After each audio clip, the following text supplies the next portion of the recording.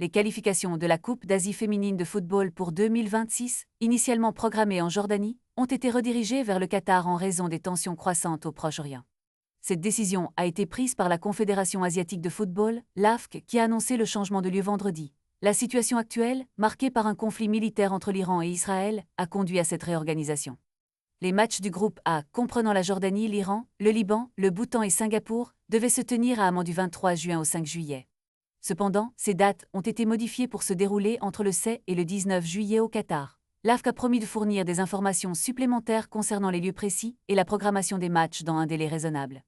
Ce changement de lieu est symptomatique d'une époque où le sport est souvent influencé par des événements géopolitiques. Les tensions entre l'Iran et Israël se sont intensifiées, notamment après qu'Israël a lancé une offensive aérienne massive contre l'Iran, en réponse à des inquiétudes concernant le programme nucléaire iranien. En effet, l'Iran est soupçonné de vouloir développer des armes nucléaires, ce qui a exacerbé les inquiétudes dans la région.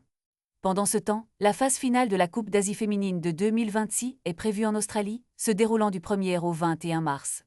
Cette édition du tournoi est particulièrement attendue, notamment après la nomination de Jo Montemurro, ancien entraîneur de l'Olympique lyonnais, au poste de sélectionneur de l'équipe féminine.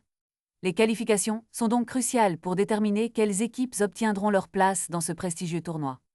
La mobilisation de l'AFC pour assurer le bon déroulement de ces qualifications, malgré les circonstances difficiles, montre l'importance croissante du football féminin sur la scène mondiale, même en temps de crise.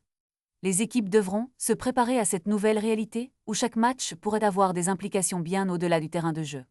Restez à l'écoute pour plus de détails sur cette situation en évolution rapide et sur les prochaines étapes du football féminin en Asie.